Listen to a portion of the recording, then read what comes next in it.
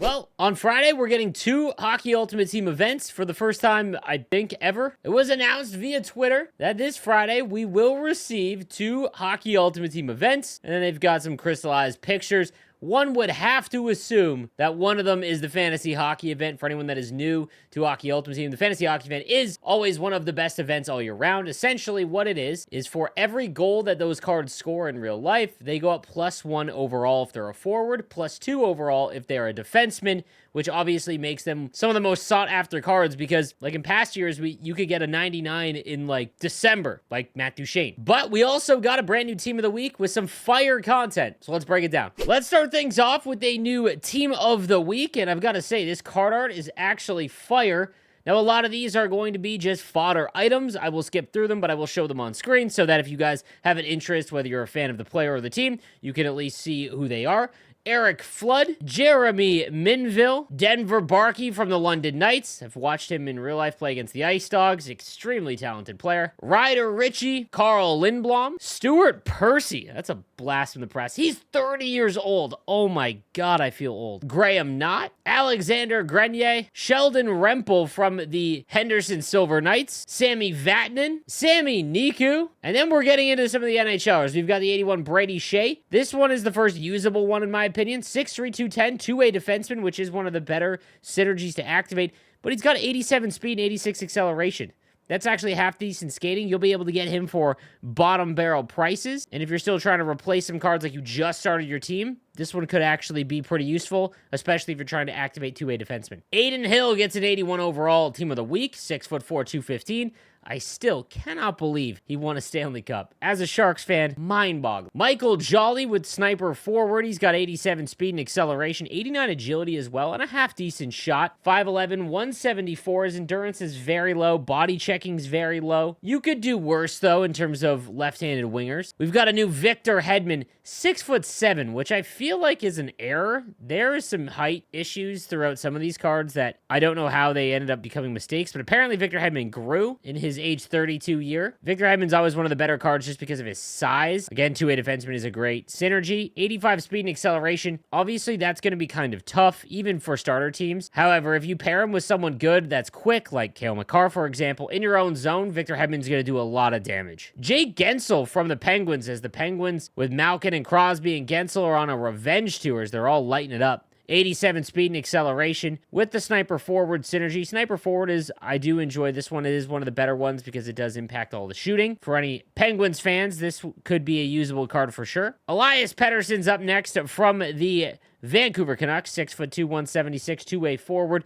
That does help out his lower face-off rating, so you can play him at center. I will say this, though, that Elias Pettersson cards always play awfully weak on the puck. They always get knocked off. I always have a hard time using them. Jack Hughes gets an 85 overall with playmaking forward, agile dangler boost, gold make it snappy, and silver wheels. 91 speed, 92 acceleration, and if you can get the agility synergies activated, 97 agility. However, you notice that balance at 79 and body checking at 73. He is a liability in his own zone. However, his hand stats are almost maxed out, again, with synergies activated, but even if they're not, he's above 90, and his wrist shot always plays higher than the stats indicate. Jack Hughes cards are always really fun. There is Evgeny Malkin, 6'3", 195, playmaking forward and playmaking boost. Does have silver elite edges, and it's 6'3", 195. That is pretty interesting. Big rig, obviously much harder to be useful in NHL 24 because it is a lot more awkward to activate the protect puck animation. 86 speed and acceleration. His face-off rating is always kind of disappointing to play him at center as well. His hand stats, though, again, with playmaking boost and forward activated are really impressive. So if you can get one of these synergies activated, you're in a really good spot. But silver lead edges also makes him very interesting. Then we've got the 87 Auston Matthews, multiple hat tricks, silver unstoppable force, and gold close quarters. One of the best cards in the game currently. 87 speed and acceleration,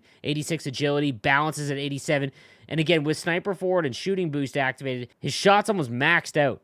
Offensive awareness is also high at 96 with synergies activated, and he has 86 on the draws, making him one of the best centermen in the game. If you're a Toronto Maple Leaf fan, this is a card you're going to want to try and acquire. It is going to be very expensive, but there's no way to say this isn't one of the best cards in the game with that superstar and zone ability combo. On to the live moments. We've got the 82 Carter Hart for his shutout. He's got 66 aggression, 85 speed, okay size. I think this is more or less a usable card for Philadelphia Flyer fans, but probably a card I wouldn't want to look to actively try and use in my lineup. Zach Hyman also gets a Moments card, 6'1", 211 with two-way forward, but his skating is just awfully rough. Again, unless you're making an Oilers theme team, this would be pretty tough to use. We've got the 85 Kirill Kaprizov with silver elite edges and sniper forward, making him extremely impactful. 89 speed, 89 acceleration, which is always a little low. He usually has wheels as an ability as well, which I don't think is really useful with that speed. But with elite edges, it makes him very interesting. And the last Moments card,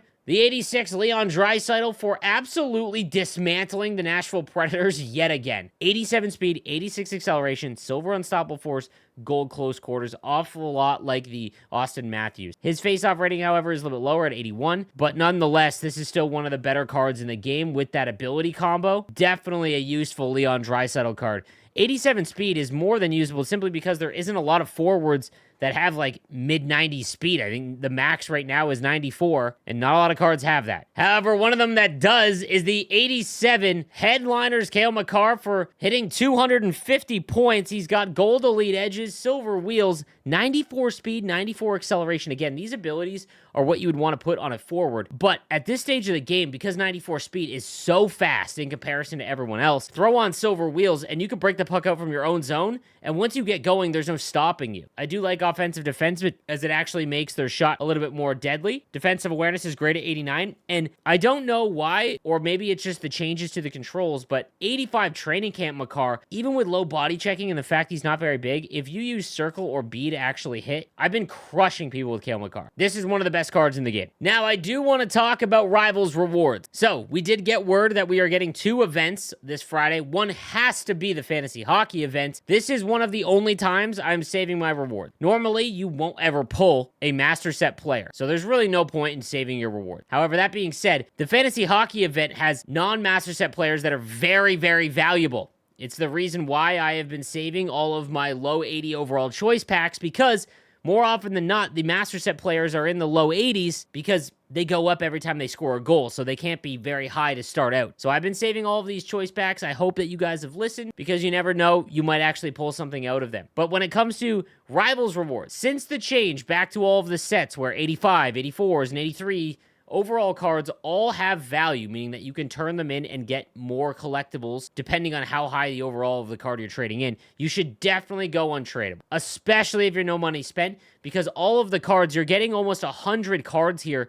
Even if you don't pull anything and you can't sell them for coins, you can go and essentially build a team builder card. The 100,000 coins, I did get Ultimate in Division 2, which is very difficult just because you need to essentially not have a job to do that. I would still go with the untradeable rewards because you might pack something that's extremely impactful. Like I said, though, this is one of the only times I'm saving my rewards until Friday, because of the new events that are coming out. So be sure to stay tuned to the channel and to the No Money Spent series, as we will be opening up all of these packs when the new event drops. Let me know what you think of the new content, and I'll see you next time. Have a good one.